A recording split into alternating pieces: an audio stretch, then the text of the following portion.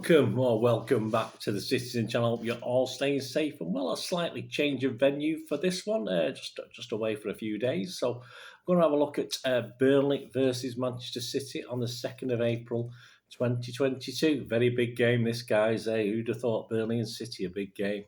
Well, it is 3 p.m. kickoff, so we're going to have a look at it. Match day 30. Not long left now, the end of the season. Hey, what'll happen? Who knows? We're having a look at our opponents, Burnley, of course, who've hit a bit of a rough patch at the moment. And of course, I'll be trying to predict our starting 11, which at the moment, defensively, we're not too sure, are we, with Mr. John Stones now into the mix, as well as possibility of not being fully fit. And the match is being shown absolutely nowhere. So you can't watch this unless you're there. I couldn't get a ticket for this one, so I'm going to have to try and watch it somewhere, aren't I? And that's the state we are left in this country. We can't, we have the games at our games, but there's no guarantees we can actually watch every game, certainly legally anyway. That's the point. Who's in charge? We've got Mr. Craig Pawson in charge, 43 years young, Mr. Pawson. He's 201st top flight match on this coming week. He's refereed 30 matches so far this season, so he's been a busy lad, showing 126 yellow cards and 6 reds. So 126 less than 6 reds. So 130. So he's averaging what? Just over 4 a game. That's quite high. That's quite high this season, especially when they weren't supposed to be showing many cards this year, were they? And the 33-year-old was in charge, of course, of our one win over Chelsea at the Etihad Stadium back in January, a 1-0 win. And Pawson last refereed Burnley back in February, so he's not been prolific refereeing City or Burnley. Getting all confused being away from home, guys. His assistants are Harry Leonard and Richard West. Jonathan Moss is lovely ensconced at Stockley Park, obviously on VAR, so a nice little sit down. And he's making the coffee for him. He's got Konstantin Hatzidakis is going to be making the coffee. And Michael Salisbury has been named as 4th official.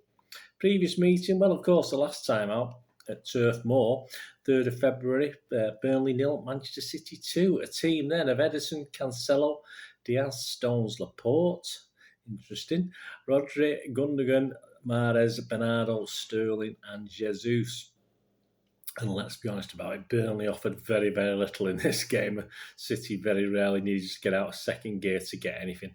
Jesus and Sterling goals, both in the first half, were enough to get the points. We just sort of controlled and sort of went through the motion in the second half. So a comfortable 2-0 win.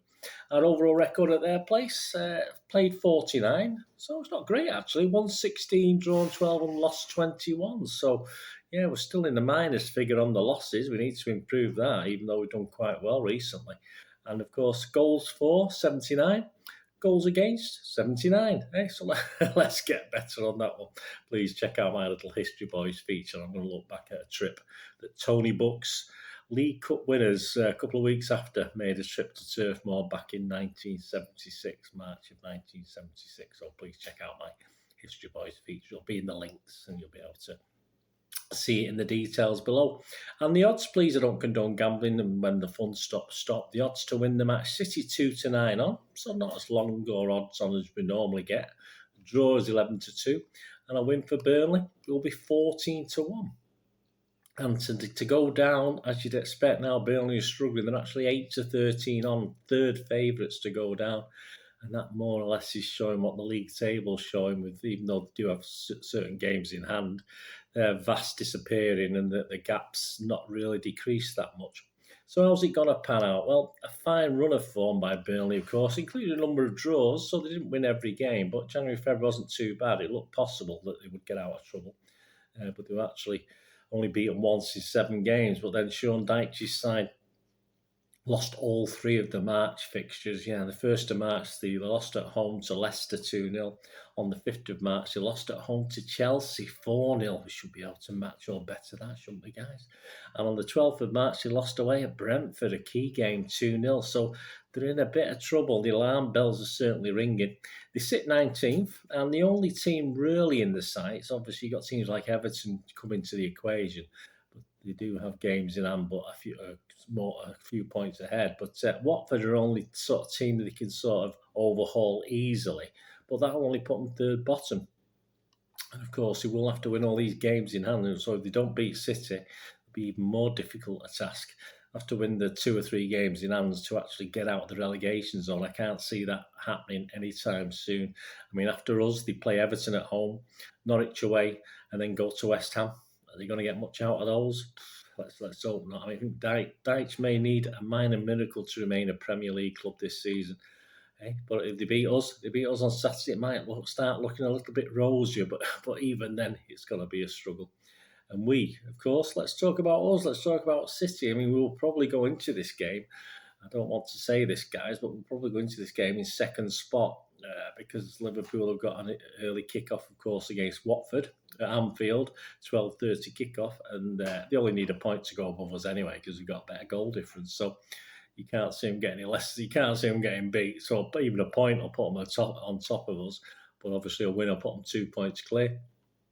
So that will be the first time in quite a while that we've had to play catch-up, isn't it? Which is psychologically, it shouldn't bother us. We're experienced players. We're an experienced team. We've got one of the most brilliant, experienced managers in the world. But will it actually have an effect? We'll have to wait and see, won't we? Burnley aren't a good team. I don't think Pep will come out with the usual plaudits that they're fighting for their lives, but just because they're fighting for their lives doesn't mean they become a good team. It just means they're fighting for their lives and they're still a bad team. So I never accept that. And if you look at seasons gone by, that's just the facts of life. If you're at the bottom for a reason. There's very few teams suddenly go on a great winning run to get to save themselves. So they're not good. So we should not have any problem. But I mean, the actual elephant in the room, and you like, is Atletico Madrid, isn't it, next Tuesday? And Pep has to put all thoughts of that game. I know it's not easy. That's all thoughts of that game out of his head and just concentrate on this game against Burnley, because and he's always said the league is the most important of the 2 games. This is the most important game of the 2.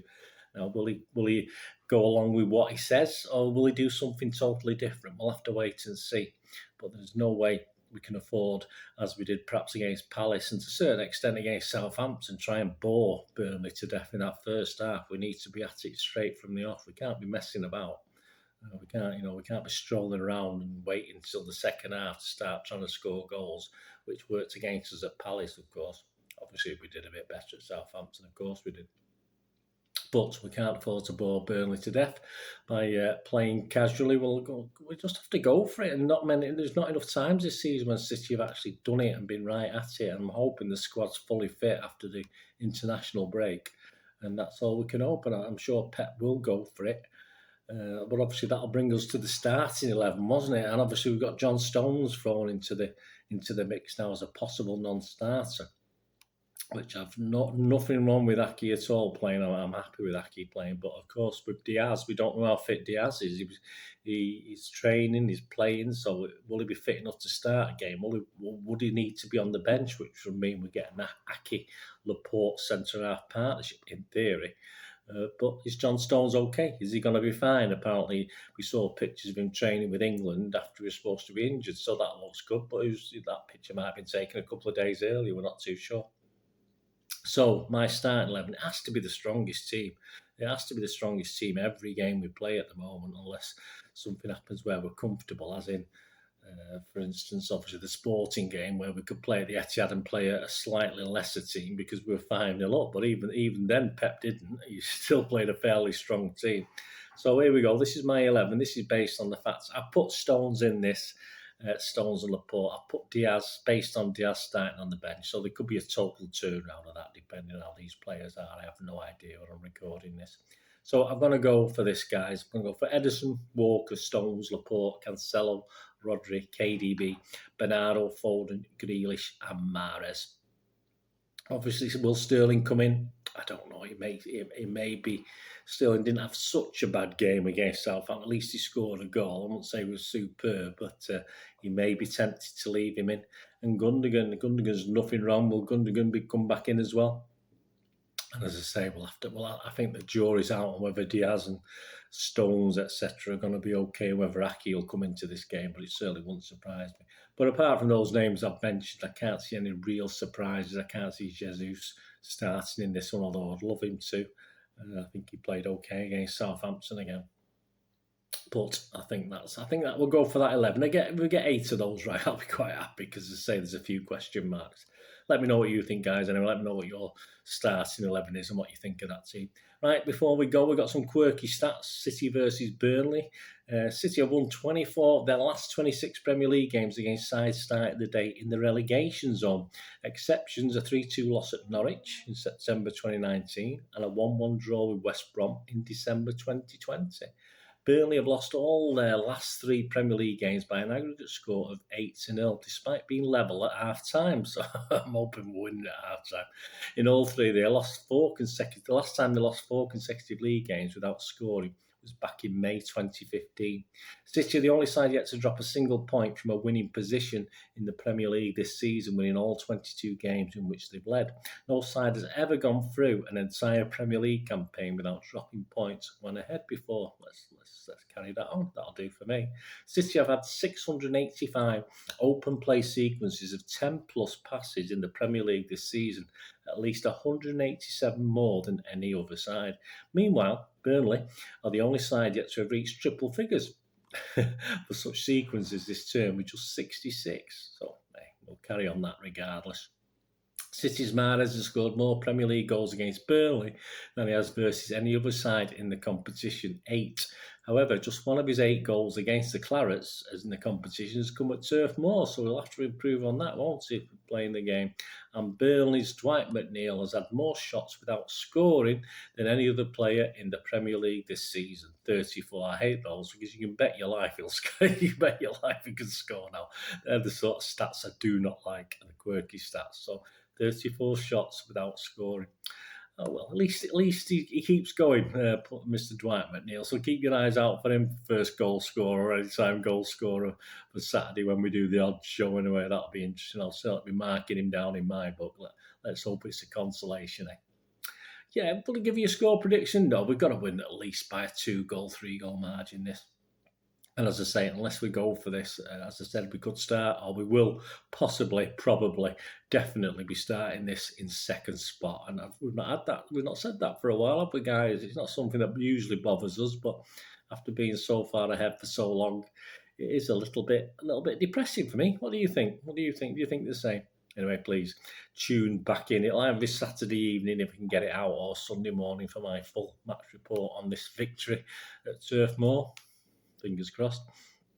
And of course, we'll be back with the player ratings from the Manchester Evening News and my own as well. And let's see how we did. So say that'll be Saturday evening or Sunday morning. And please, as I said, don't forget to check out my Burnley versus Manchester City odd show on my Burnley versus Manchester City History Boys feature. I enjoyed doing that. I hope you enjoy having a look at that as well. Only 10 or 12 minutes or something like that, please. It's great. It's just great to look back at those old games. And it's a game I was at, so just great to look back and try and remember what we can about the games.